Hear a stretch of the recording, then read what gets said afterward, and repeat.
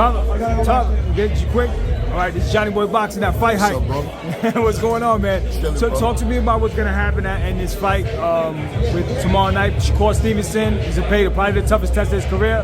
How do you see that fight going out? Bro, if his hands hold up, I think he's gonna look like a young Ali in his prime, bro. I think I see one of those type of Shakur Stevenson performances. Now he's gonna have. We want to know if Zepeda's power is real. He went 24 rounds with Tevin Farmer. He dropped him, but he didn't really have him out. And then you saw what Kid Austin did to him. So if Zepeda power ain't real, he's gonna have a long night tomorrow night against Shakur Stevenson. Definitely. Do you feel Shakur is the best fighter at 135 pounds? You hear about what happened with Tank Davis. He was arrested.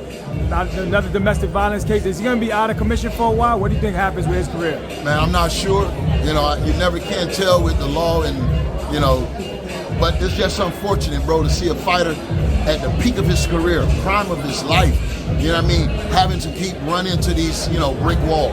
You know, I don't know what to say, bro. I hope and pray they get it together, because just a great talent, bro, great talent. And he should be in the paper for what he's doing in the ring rather than what he's doing outside of the ring. You feel it's like self-sabotage, that he just doesn't want to be in the sport, or he's not happy with in his life, maybe? What's going on? I can't speak on it, bro. I don't know. I can't speak on it, but I pray for the young man, and I pray that he finds what he's looking for and that he can really focus on his career. Absolutely. Now, speaking, we got Roy Jones. He's in the area. He's hanging out. What's going on with him and Floyd? Have you seen the back and forth? They're talking about facing each other. It all started with Andre Ward. You know, comparing their careers.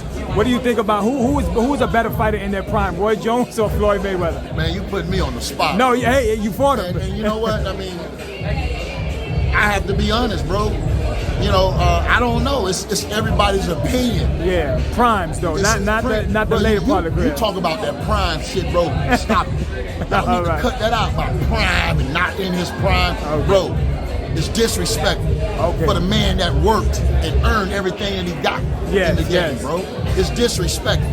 Absolutely. So I don't want to change the subject, but both were great, amazing fighters, bro. Yeah. I mean, they had their own era, they had their own time, but everything comes to an end, bro. I mean, it's constantly evolving. So you can see a fighter today that's dominant. It's that young kid in the gym that got his face on the heavy bag. He's coming, bro. He's coming. And you can't tell him about his dreams. You can't tell him what got him up every day at 5:30 in the morning, up before the competition. You feel me? Check in with the source before you just try to diminish what a man accomplished, bro. It's disrespectful to the game. And y'all say y'all love the sport. You're not doing it. You're doing the sport a disservice, bro. Tell it like it is, bro. Tell it like it is. Is Floyd Mayweather the greatest, being that he has 26 world championships? Is he in that conversation, top pound for pound? I mean, he's always in that conversation, because we never seen nobody take it up there like that. Yeah. But he was the only guy that they did 24/7 with. They branded him, bro. Exactly. Didn't no other fighters get 24/7. That was the Mayweather show. So you understand how they built him to that level, bro. Absolutely. You know, so he was smart with that. The hard work and dedication. You can't say nothing else, bro, you know. But let me tell you something. Roy Jones Jr. was one of the best fighters ever stepped in the ring, and they know that. Yes, it ain't nothing I'm saying.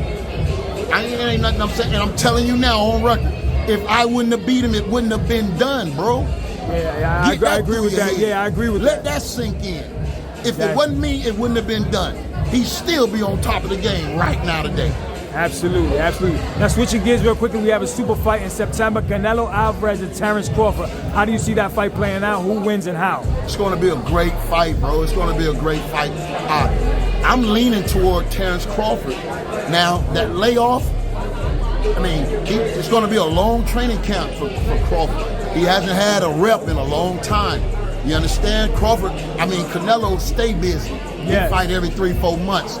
So, you know, he got training camp on top of training camp. But when you look at Canelo's last few fights, he's going to have to step up a little bit and get back to the old if he's going to dethrone a hungry challenger like Crawford, bro. Crawford got the energy, he got the confidence, and I don't think the size is going to be the difference. I think it's going to come down to who wants it more. And I don't think Canelo been in there with a hungry dog like Canelo in a long, long time, bro. So it's gonna be night and day compared to the fighters he's been facing.